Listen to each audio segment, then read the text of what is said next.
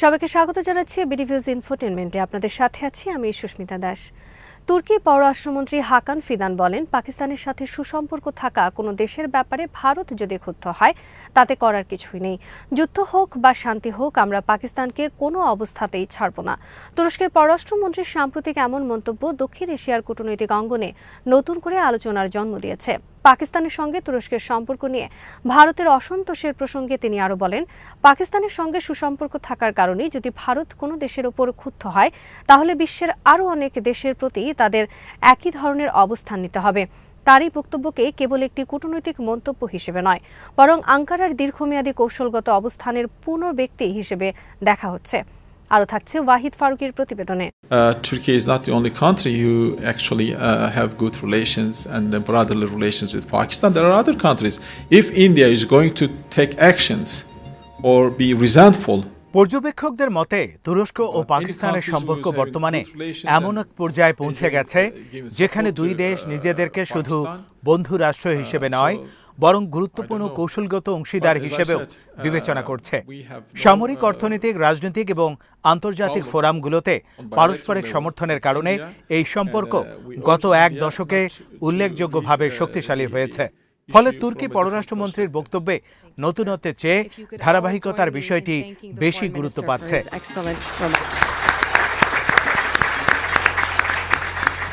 বিশ্লেষকরা বলছেন, তুরস্কের এই অবস্থান এমন এক সময় সামনে এসেছে যখন দক্ষিণ এশিয়ার রাজনৈতিক পরিবেশ আবারও সংবেদনশীল হয়ে উঠেছে।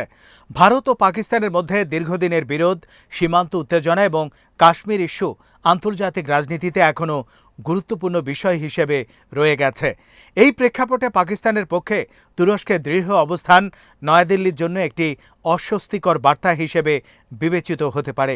তুরস্ক বরাবরই কাশ্মীর প্রশ্নে পাকিস্তানের অবস্থানের প্রতি সহানুভূতিশীল মনোভাব দেখিয়ে এসেছে। বিভিন্ন আন্তর্জাতিক ফোরামে আঙ্কারা কাশ্মীরি জনগণের অধিকার ও রাজনৈতিক সমাধানের প্রয়োজনীয়তার কথা উল্লেখ করেছে। ভারত অবশ্য এসব মন্তব্যকে নিজেদের অভ্যন্তরীণ বিষয়ে হস্তক্ষেপ হিসেবে দেখে থাকে। ফলে দুই দেশের মধ্যে মাঝে মধ্যেই কূটনৈতিক টানাপোড়েন দেখা দিয়েছে। তবে অর্থনৈতিক ও বাণিজ্যিক সম্পর্কের কারণে সেই উত্তেজনা কখনোই পূর্ণাঙ্গ দ্বন্দ্বে রূপ নেয়নি।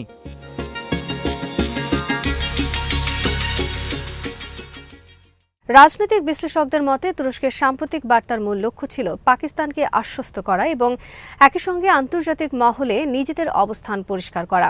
বিশেষ করে সাম্প্রতিক বছরগুলোতে মধ্যপ্রাচ্য, দক্ষিণ এশিয়া এবং মুসলিম বিশ্বের বিভিন্ন ইস্যুতে তুরস্ক নিজেকে সক্রিয় ও প্রভাবশালী কণ্ঠ হিসেবে প্রতিষ্ঠা করার চেষ্টা করছে।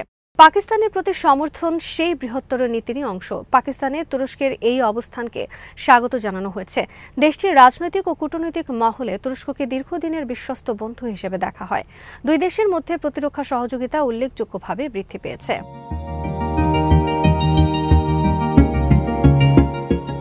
পাকিস্তানি নৌবাহিনীর জন্য আধুনিক যুদ্ধজাহাজ নির্মাণ, সামরিক প্রশিক্ষণ বিনিময় এবং প্রতিরক্ষা প্রযুক্তি সহযোগিতা এই সম্পর্ককে নতুন মাত্রা দিয়েছে। ফলে তুর্কি পররাষ্ট্রমন্ত্রীর বক্তব্য ইসলামাবাদের কাছে শুধু কূটনৈতিক সমর্থন নয়, বরং একটি কৌশলগত প্রতিশ্রুতির বার্তা হিসেবেও বিবেচিত হচ্ছে। আন্তর্জাতিক সম্পর্ক বিশ্লেষকরা মনে করেন, তুরস্ক ও পাকিস্তানের সম্পর্কের পেছনে কেবল বর্তমান রাজনৈতিক বাস্তবতা নয়, বরং গভীর ঐতিহাসিক ভিত্তিও রয়েছে। উসমানীয় সাম্রাজ্যের শেষ সময়ে উপমহাদেশের মুসলমানদের খিলাফত আন্দোলন এবং তুরস্কের প্রতি সমর্থনের বিষয়টি দুই দেশের রাজনৈতিক ইতিহাসে এখনও গুরুত্বপূর্ণ স্থান দখল করে আছে। পাকিস্তান প্রতিষ্ঠার পর সেই ঐতিহাসিক স্মৃতিকে দুই দেশ পারস্পরিক সম্পর্কের ভিত্তি হিসেবে ব্যবহার করেছে। ফলে রাজনৈতিক সরকার পরিবর্তন হলেও দুই দেশের সম্পর্কের মৌলিক কাঠামো অপরিবর্তিত থেকেছে।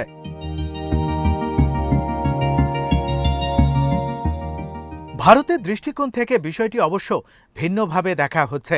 নয়াদিল্লি দীর্ঘদিন ধরে অভিযোগ করে আসছে যে কিছু দেশ কাশ্মীর ইস্যুতে পাকিস্তানের অবস্থানকে সমর্থন করে ভারতের অভ্যন্তরীণ বিষয়ে মন্তব্য করছে। তুরস্কের অবস্থান সেই তালিকায় অন্যতম আলোচিত বিষয়। ভারতীয় কৌশলগত মহল অনেকেই মনে করেন, আঙ্কারা দক্ষিণ এশিয়ার রাজনীতিতে নিজেদের প্রভাব বাড়ানোর জন্য পাকিস্তানের সঙ্গে ঘনিষ্ঠতা ব্যবহার করছে।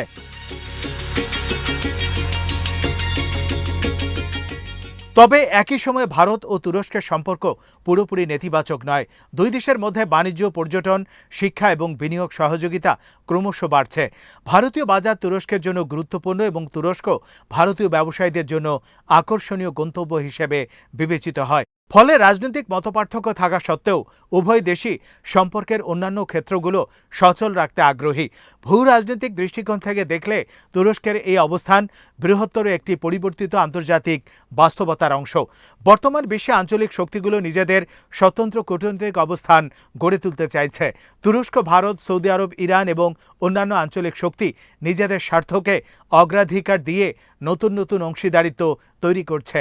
এই প্রেক্ষাপটে পাকিস্তানের সঙ্গে তুরস্কের ঘনিষ্ঠতা একটি বৃহত্তর কৌশলগত পুনর্বিন্যাসের অংশ হিসেবে দেখা হচ্ছে।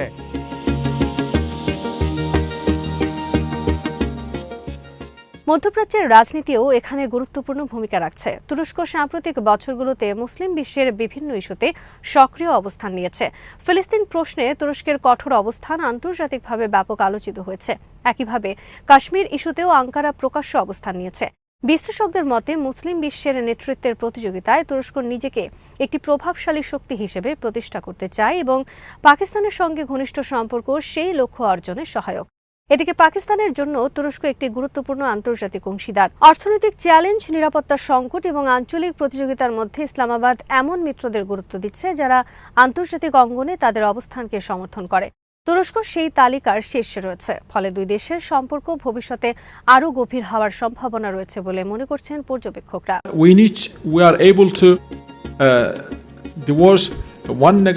বিশেষজ্ঞরা মনে করেন তুর্কি পররাষ্ট্রমন্ত্রীর বক্তব্যের আরেকটি গুরুত্বপূর্ণ দিক হল এটি আন্তর্জাতিক রাজনীতিতে বার্তা প্রদানের কৌশলের অংশ। কূটনৈতিক ভাষায় অনেক সময় একটি বক্তব্যের প্রতীকী গুরুত্ব বাস্তব পদক্ষেপের চেয়েও বেশি হয়। এই মন্তব্যের মাধ্যমে তুরস্ক পাকিস্তানকে জানিয়ে দিয়েছে যে আঞ্চলিক বা আন্তর্জাতিক চাপের মুখেও তাদের অবস্থান পরিবর্তনের সম্ভাবনা কম। একই সঙ্গে ভারতকেও একটি স্পষ্ট বার্তা দেওয়া হয়েছে যে তুরস্ক তার কৌশলগত অংশীদারিত্বের বিষয়ে আপোষ করতে রাজি নয়। India is going to take actions or be resentful. তবে কিছু বিশ্লেষক সতর্ক করে বলেছেন দক্ষিণ এশিয়ার স্থিতিশীলতার জন্য আঞ্চলিক শক্তিগুলোর ভারসাম্যপূর্ণ ভূমিকা গুরুত্বপূর্ণ। ভারত ও পাকিস্তানের মধ্যে উত্তেজনা বৃদ্ধি পেলে বাইরের শক্তিগুলোর অবস্থান পরিস্থিতিকে আরও জটিল করে তুলতে পারে। ফলে কূটনৈতিক সমর্থন এবং আঞ্চলিক স্থিতিশীলতার মধ্যে ভারসাম্য বজায় রাখা সব পক্ষের জন্যই সমান গুরুত্বপূর্ণ। বর্তমান পরিস্থিতিতে তুরস্কের অবস্থান স্পষ্ট হলেও ভবিষ্যতে অনেকাংশে নির্ভর করবে দক্ষিণ এশিয়ার রাজনৈতিক বাস্তবতার উপর। ভারত পাকিস্তান সম্পর্কের উন্নতি হলে তুরস্কের হয়তো আরও সমন্বয়মূলক ভাষা ব্যবহার করবে। অবাধ উত্তেজনা বৃদ্ধি পেলে আঙ্কারা আরও দৃঢ়ভাবে ইসলামাবাদের পাশে দাঁড়াতে পারে। তবে এখন পর্যন্ত যে বার্তা স্পষ্টভাবে উঠে এসেছে তা হল পাকিস্তানের সঙ্গে তুরস্কর সম্পর্ক সাময়িক বা পরিস্থিতি নির্ভর নয়, বরং একটি দীর্ঘমেয়াদে কৌশলগত অংশীদারিত্বের ভিত্তিতে দাঁড়িয়ে আছে।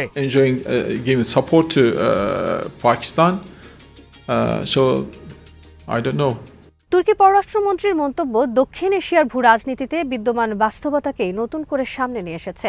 বিশ্ব রাজনীতিতে জোট, অংশীদারিত্ব এবং কৌশলগত সম্পর্কের গুরুত্ব ক্রমশ বাড়ছে। সেই বাস্তবতায় তুরস্ক ও পাকিস্তানের ঘনিষ্ঠতা ভবিষ্যতেও আঞ্চলিক রাজনীতির একটি গুরুত্বপূর্ণ উপাদান হয়ে থাকবে। আর ভারতের সঙ্গে মতপার্থক্য থাকা সত্ত্বেও আঙ্কারা যে ইসলামাবাদের সঙ্গে সম্পর্ককে অগ্রাধিকার দিতে প্রস্তুত, সাম্প্রতিক এই বক্তব্যে সেই বার্তাই সবচেয়ে জোরালোভাবে প্রতিফলিত হয়েছে। আজ এখানেই শেষ করছি।